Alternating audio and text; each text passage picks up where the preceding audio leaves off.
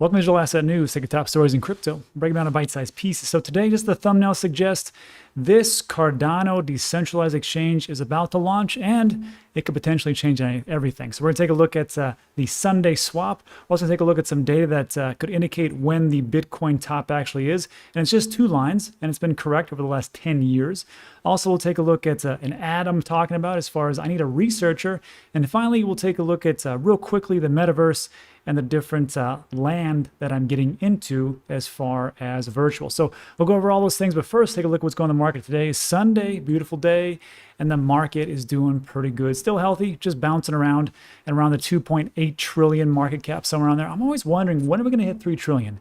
And if you're just getting into crypto, congratulations, you came at like the right time. But I remember when we passed over 1 trillion, everybody was ecstatic about it. Like, wow, 1 trillion. We went past the 2017 all-time high market cap, which was like 840 billion or 860 billion, somewhere around there. When then we hit 2 trillion, and everybody just lost their minds. And now we're at 2.8, almost 2.85 trillion, somewhere around there, depending on where you look at.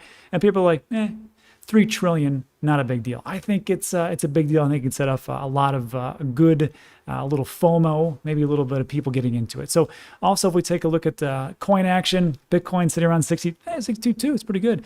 Ethereum up good, 4,600. When's it going to break the 5,000 mark? Probably soon, the way things are going.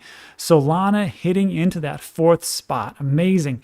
And we're looking at a price action of $250. So congratulations, Solana holders.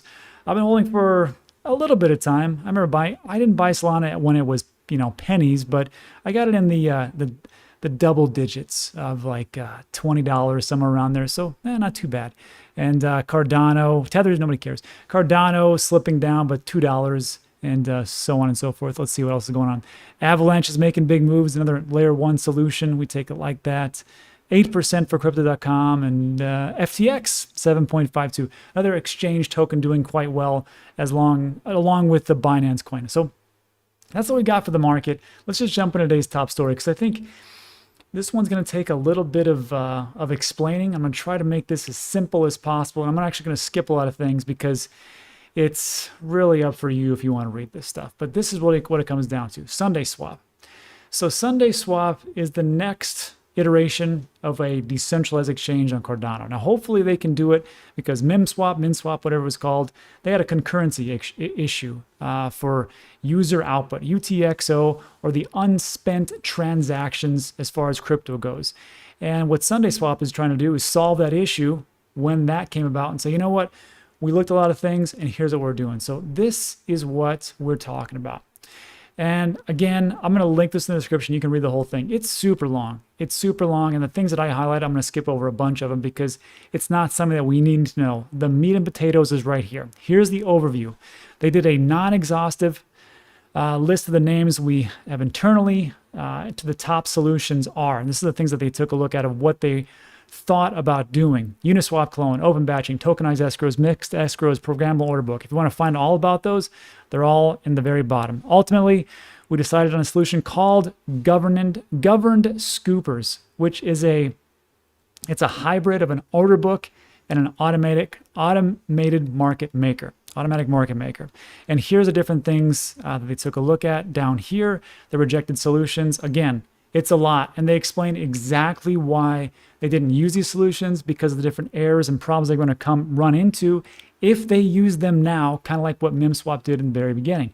So they said, we're going to tell you what these are and what people are using, and then we're going to talk about why we didn't use them, which goes off in detail. And this is really what it comes down to right here. Resolving, and it's up at the top, resolving this issue and the other issue we discussed leads to the solution that we'll be launching. It's a hybrid automated market making order book. So here's what it's called: a scooper model, AMM, order book. Like a pure order book in the realm of crypto and DeFi, market participants can place good until canceled orders onto the blockchain. These don't require interacting with any pre-existing entities. They don't suffer from the UTXO contention problems and other protocol designs, MinSwap, whatever we call it. Unlike a pure order book, though, the liquidity pool can rely on the orderly and efficient execution of swaps enabled by the automated market maker. And also, they're going to rely on a third-party aggregator. We've been calling these actors scoopers. What's a scooper? It builds and submits a transaction which executes many swaps against the AMA and in turn collects a small ADA fee. So you can have everything going on at the same time and nothing's getting mixed or missed and nothing is in line too long and there's too much in queue and there's a big slowdown. They're trying to solve that whole issue and it looks like they may have done it. Well, we'll see. Above all, we want to emphasize that the safety and security, this is the big thing. This is the big thing. Of your funds is always protected by the global consensus ledger rules and smart contracts deployed on the blockchain. The scoopers can never take the funds in your order, withdraw liquidity, or execute an order other than the ones that you specified. So again, you can't do a rug pull type of situation here. So how do we ensure that our scoopers are honest? Because, well, first of all, if you're going to be a scooper in this situation, they're going to incentivize you. If you screw up, if you do anything that are dishonest, they're going to keep those rewards, ADA, and they're going to boot you out of the program. And on top of the fact that you couldn't even touch the actual crypto that's being swapped in this DEX. So the first step is choosing trusted members of the community run them. Cardano's blessed and they got a lot of good people. Thus, just as we select stake pools to partner with us for our ISO or ISPO, initial stake pool offering, initial stake offering, this is where you stake your crypto, in this case ADA, and instead of paying you in ADA at 4 to 6% APY, they're going to give you the rewards of this token, in this case, Sundayswap. We will also be selecting stake pools to run these scoopers. I know your question right now is, when's the ICO? Hold on, I'll get to that. At launch, the Sundayswap will assign a 30-day scooper license to the stake pool operators, which can be used to construct and aggregate swaps from the Sundayswap community. Each time we do this, the ADA transaction fees are locked in a script. After the period, and this is what I was talking about, after the period, they can either boot you or they can keep you around. If, however, governance decides via a vote that one of these scoopers is a bad actor, they're gone. And I like that part. And to finish up, as a point of reference, we chose the Uniswap v3 protocol to compare against. Querying Etherscan for transactions with Uniswap v3. They used these from 3 different days. Those average 26,000 transactions per day, or roughly 18 per minute. And they said this is what happened. So during their testing, both tests executed market operations as fast as possible and stopped after reaching 1,000 operations. We were able to execute all 1,000 swaps in 8 minutes for an average of 120 swaps per minute. This is 107% of the 70 transactions per minute for Uniswap. Now, yes, you're going to say to yourself, but I want 10,000 transactions per second. And I want 100,000 transactions per second. What they're telling you right here is they're like, look, even though you may want those things, if you take a look at Uniswap, even though it is V3, this is the type of transaction volume that we have right now. Later on, we'll take a look at potentially even higher output because right now they're just testing. IOG increased the memory limits from 10 to 30 million units on Alonzo. We ran the same load test here. Under these pessimistic conditions, all 1,000 operations of 43 per minute or 60% of the Uniswap estimate. Comparing the current block size, it's possible that the block could increase up to a factor of 32 times, meaning that we could reach 1,300 to 3,800 transactions per minute, which is pretty good on a layer 1 as they transition over to a layer 2 solution. Finally, the beautiful thing about this protocol is that end users faced zero contention other than times of extreme network congestion. It should be extremely rare for the queuing of an order to fail. And this was the problem with NIMSwap.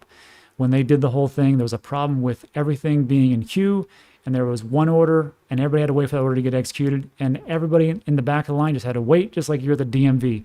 Apparently, that's not going to happen. So this is what it is, and this comes out of the crux of it. Why should you care? Why should you care? Well, obviously, a DEX would be a big thing, a working project, and that's going to be great for Cardano holders like myself. And this is what's going to happen. So they're going to start the selection process for the stake pool operators by publishing a Google form, blah, blah, blah. This is what they did. They said, look, if you're a stake pool operator, fill out this form, and you're going to be a part of the ISO. On top of the ISO, the initial stake offering, because they're not going to run the pools. The stake pool operators like DNews is going to run those pools for them. People are going to delegate there, and they're going to give out the Sundayswap. And on top of that, they're also going to be scoopers later on. So the public testnet will begin soon. Then we'll have an audit, and then we'll launch our mainnet protocol, and along with it, the ISO. And the ISO is coming up within a month or so. Correct me in the comment section, but that's what I've read so far. So this is what's going on. Things are moving in the right direction. And this is why I bring it up. First of all, trust is a commodity you can't buy. That's really what it comes down to. There is a reason. You see this thing that spins above my head all the time? This DanTeachesCrypto.com. I made that free for a reason, because not everybody can afford $1 or $10 or $20 a month for this. I made it free so everybody could learn about crypto, but it also helps out with trust. So if you are in my D-News stake pool, or if you find that, you know what, I like this channel, I like Rob, seems to be a pretty trustworthy guy, this is where I'm calling in my trust markers. They are selecting these different stake pool operators, and I want to be one of them. Me and my team want to be one of them. So here's what I'm asking for you to do. Go over to Sundayswap, at Sundayswap. I want you to, if you have a Twitter account, just tweet out D-News for stake pool operator for Sundayswap. That's it. Or just message him, or just follow me on News Asset and talk about it that way. Also, I want you to go over to DanTeachesCrypto.com. Again, it's free. And if you see over here where it says staking, on the very top right-hand corner is login, there's staking. Click on ADA staking. And this is what it looks like if you're on a desktop. Let's see, this is what it'll look like. There it goes. If you're on mobile, you just click on menu, staking, click on that, ADA staking. It's going to take you to this web page. It's going to talk about exactly how you do all the whole staking process. So again, I bring this up because I'd like you to reach out to Sundayswap and say, you know what, we'd like D-News to be a part of that process. So that's what we have for today. Let me know what you think about that in the comment section. Let's move on to our next piece. This will go pretty quickly. The Bitcoin top. So this was pretty good. Two simple lines that work for 10 years. This is from Tech Dev. It's been quite a lot of critical acclaim lately because he does a lot of comparison between 2011, 13, 17, and 21, all the different bull runs that we've had. I know some people will say, why are you comparing these different bull runs? This is totally different. Yes, it is. But there's always some information to be gleaned from the past. You don't know where you're going unless you know where you've been. So this one was pretty good. And he says, look, there's two lines that have worked for the last 10 years. And he's talking about the RSI. And when I took a look at this, I'm like, it's interesting, and it's not to say that this is exactly where it's going, but it kind of gives us a clue as to where things could potentially be. So if we take a look at this, he says, look, when I'm looking at the tops, if you look at the bottom here, see where it says RSI 14 period, see where the tops are circled in 2011? It corresponds to the RSI. And the RSI, usually you want to say like the relative strength index, which just kind of determines if it's overbought or it's oversold. Higher it goes is overbought, lower it goes is oversold. Once it gets to a point of around 90, 95, for Bitcoin I'm talking about here, this is what Tech Dev is talking about, you're looking at it's usually peaked out over the 14-day logarithmic chart. Same thing happened right here, looks in 2013, again in 2013, 2017, and then also we just had another one not too long ago in April 2021. And what he's saying here is he's like, look, in this very top right-hand corner, this is where we're at, and this is where I think we are going, which is right up here. Where is that? Where could that be? Well, it's not 300,000, 150, 200, somewhere around there, but it just shows you that there's a lot of room to grow as far as the crypto, well, first as far as Bitcoin is concerned.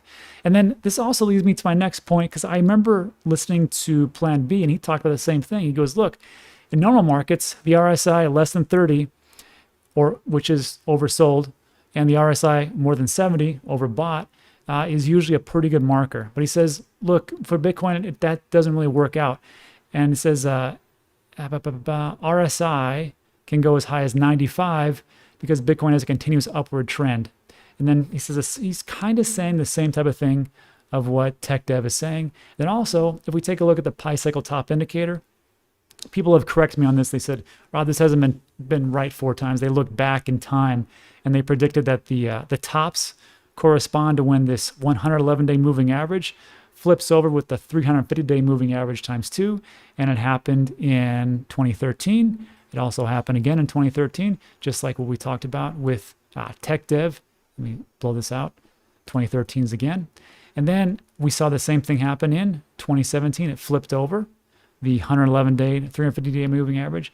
And then it came pretty close right here in 2019, but it didn't happen. And then over here, it just happened again.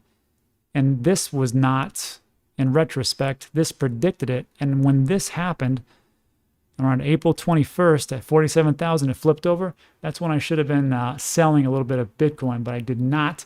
I forgot to check this chart. And now we can see that we took quite a dip and we're going back up. But again, we've got quite a lot of room to run for these to hit. So look, I still think we got a pretty good bull run. Who knows what's going to go to end December or January, February, March. I just know that I dollar cost average in, probably dollar cost average out. But this time, I'll probably be taking a little bit more loans on my crypto. That's it for that section. Let me know what you think about it in the comments, and let's move on. And this is our last couple pieces. I need a researcher. And I got so many things going on. I just need someone to do some pretty solid research, mostly for the different projects that are coming in, and they want me to talk about them, and also even some daily research. So if you live in Puerto Rico, that's the big thing. If you live in Puerto Rico, reach out to me, because I'd like to get to hire one person for research. I'll be putting out more of the criteria and how you can really whittle it down to what's going to happen. But I need to have this done relatively within the next month, definitely by the end of the year. So that's the second to last thing. And then lastly, I'll talk about the metaverse. I'm kind of hoarse today because I did another video which I talked about my metaverse buys and the lands that I have purchased between Sandbox and Decentraland. And I can tell you right now, I know people say that usually in real estate, we hear location, location, location is like the biggest thing, but I found out in this one, it's not that big of a deal as opposed to in the metaverse. So I'll talk about the lands that I purchased, how to purchase them, how to, things to look for, things to avoid, and I'll release that video soon. But that's it for today. So look, if you stuck with me to the end, thanks a lot. I appreciate it. A lot of things going on. If you liked the video, give it a like, give it a thumbs up, consider subscribing. A lot of things are happening fast and furious, so this is the time to really lock in the information. But that's it. So thanks so much for watching. I appreciate it, and I'll see you on the next one.